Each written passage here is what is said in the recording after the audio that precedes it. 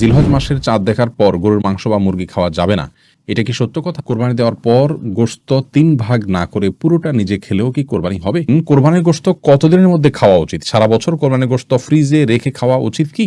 মৃত ব্যক্তির পক্ষ থেকে কোরবানি করা যাবে কিনা, সেই গোশত বন্টনের পদ্ধতি কি? গরুকে জবাই করার সময় নাম নেওয়া আবশ্যক নাই? গরু ছাগলের বট খাওয়া কি যায়? রাসূলুল্লাহ সাল্লাল্লাহু আলাইহি ওয়াসাল্লামের পক্ষ থেকে কি কোরবানি দেওয়া যাবে? কোরবানির পশু জবে করার পর পেটে বাচ্চা পাওয়া গেলে করণীয়। তামান্না আফরোজ জানতে চেয়েছেন, রাসূলুল্লাহ সাল্লাল্লাহু আলাইহি ওয়াসাল্লামের পক্ষ থেকে কি কোরবানি দেওয়া যাবে?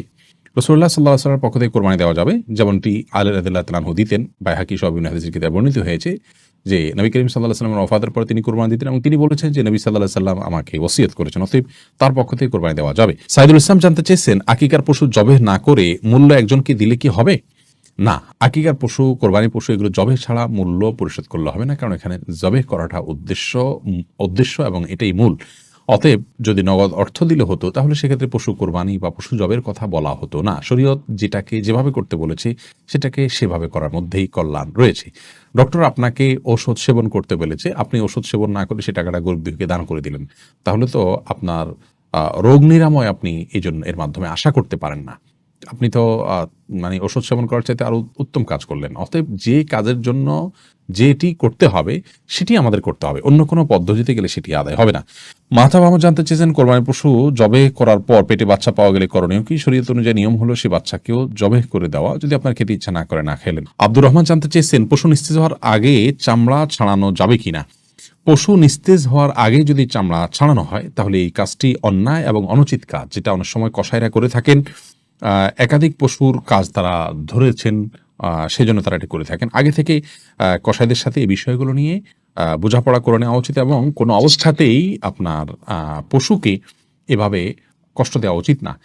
অকারণে পশুর প্রতি অমানবিক আচরণ করা ইসলামের শরীয়তের দৃষ্টিকোণ থেকে গুনাহের কথা। আল্লাহ রাব্বুল আলামিন প্রত্যেক পশুর প্রতি, সবকিছুর প্রতি আমাদেরকে ইহসান করার নির্দেশ করেছেন। এমনকি যখন জবেহ করব তিনি বলেছেন, ওয়াইদা যাবাহতুম ফাহসিনু যিবহাতা, জবেহ করলে জবাহকৃত পশুর প্রতিও তোমরা ইহসান করবে এবং ছুরিকে ভালো করে ধার দিয়ে নিবে, যাতে করে অহেতুক তাকে বেশি সময় ধরে পচাতে না হয়। সেখানে পশুর প্রাণবাহির আগে থেকে চামড়া ছেলা শুরু করা, রক কাটা, এগুলো অত্যন্ত গর্হিত কাজ, এটা অনেকেই করে থাকেন। আমরা যথাসম্ভব নিজের জায়গা থেকে সাবধান থাকবো ইনশাআল্লাহ বিইذনিল্লাহ।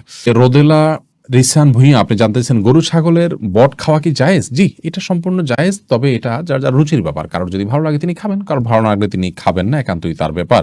আপনি মোবারক জানতেছেন, হুজুর গরুকে জবাই করার সময় নাম নেওয়া আবশ্যক নাকি? না, গরু জবাই করার সময় নাম নিতে হবে এরকম কোনো বাধ্যবাধকতা নেই।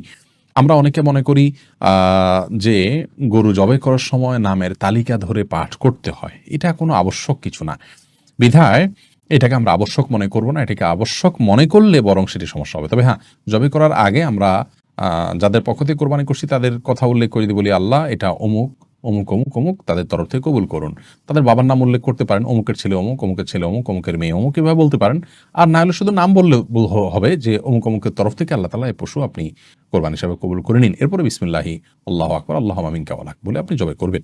এটি করাটা মুস্তাহাব, নাম উল্লেখ করাটা, কিন্তু করতে হবে এমন কোনো বাধ্যবাধকতা নেই। না করলেও কোরবানি হয়ে যাবে। আল্লাহ তাআলা ভালো জানেন আপনাদের অন্তরে কি আছে, কারা কারা নিয়ত করেছেন।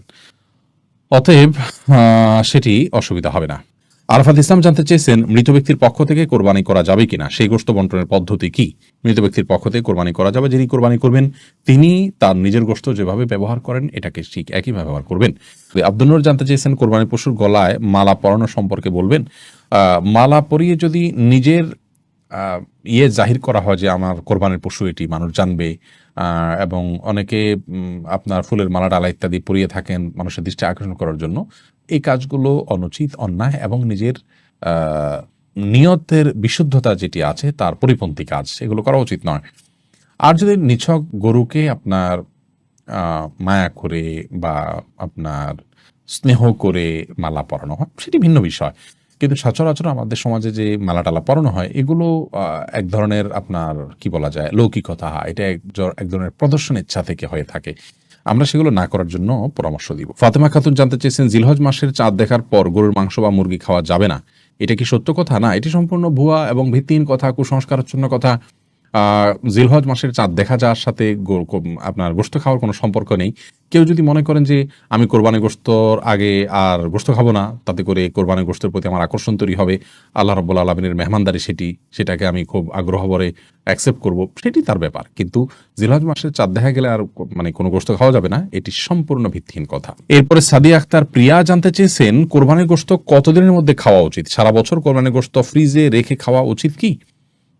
বল সাদিয়া, কোরবানির গোশত ফ্রিজে রেখে আপনার খেতে হবে এমন কোনো বাধ্যবাধকতাতে নেই। আমরা এটা কিছুদিন খেলাম, এটা দিয়ে আমাদের ৬ মাসের গোশত কেনার কাজ সারলাম, এমনটি করাটা জাস্ট মানে কোরবানির সাথে যায় না, অনুচিত এটুকু বলতে পারি। কিন্তু এরকম কোনো সীমানা বলে দেয়নি শরীয়ত যে এর বেশি রাখা যাবে না। কেউ যদি ৬ মাস ৮ মাস রেখেও খায়, তার কোরবানি হয়ে যাবে ইনশাআল্লাহ বিইذনিল্লাহ। কিন্তু আহ, এটাকে দিয়ে আমার পরবর্তীতে গোশত কেনা থেকে আমি বেঁচে গেলাম, এটা দিয়ে সারলাম, এই মানসিকতা রেখে অনেকে কোরবানি দেন, সেটা উচিত না। বাট আপনি চাইলে যে কোনো সময় পর্যন্ত রেখে এটি খেতে পারেন। জামিল আহমেদ মাহদি আপনি জানতে চেয়েছেন কোরবানি দেওয়ার পর গোশত ৩ ভাগ না করে পুরোটা নিজে খেলেও কি কোরবানি হবে? কোরবানির গোশত কি ৩ ভাগ করে ১ ভাগ গরিবদের দেওয়া জরুরি, নাকি পুরোটা নিজেরাও খাওয়া যাবে? জামিল মাহদি, কোরবানির গোশতের ৩ ভাগ করা এটা আবশ্যক নয়, মুস্তাহাব। আল্লাহ রাব্বুল আলামিন কোরআন কারিমে যেহেতু ৩টা শ্রেণীর কথা বলেছেন, ফাকুলু মিনহা ওয়া আত'আমুল কানিআ ওয়াল মু'তাররা, অন্য আয়াতে আল্লাহ বলেছেন ফাকুলু মিনহা ওয়া আত'আমুল বাঈসাল ফাকির। তো এই নির্দেশনাগুলো থেকে বোঝা যায় যে আল্লাহ রাব্বুল আলামিন ৩টা শ্রেণীতে আমাদেরকে আপনার কোরবানির গোশতকে বন্টন করার জন্য নির্দেশনা দিয়েছেন, কিন্তু এটি কোনো আবশ্যিক নির্দেশ নয়। যার কারণে কেউ যদি এটাতে একটু হেরফের করেন, যেমন নিজে একটু বেশি রাখলেন, গরিবকে একটু কম দিলেন, অথবা গরিবকে একটু বেশি দিলেন, নিজে কম রাখলেন, অথবা সবগুলো গরিবকে দিয়ে দিলেন বা প্রতিবেশীকে দিয়ে দিলেন, তাতে কোরবানি হয়ে যাবে। একটু হেরফের করলেও কোরবানি হয়ে যাবে। এটার সাথে কোরবানি শুদ্ধ অশুদ্ধ হওয়ার বিষয়টি আসলে নির্ভর করে না। আমরা এটাকে যতটা খুব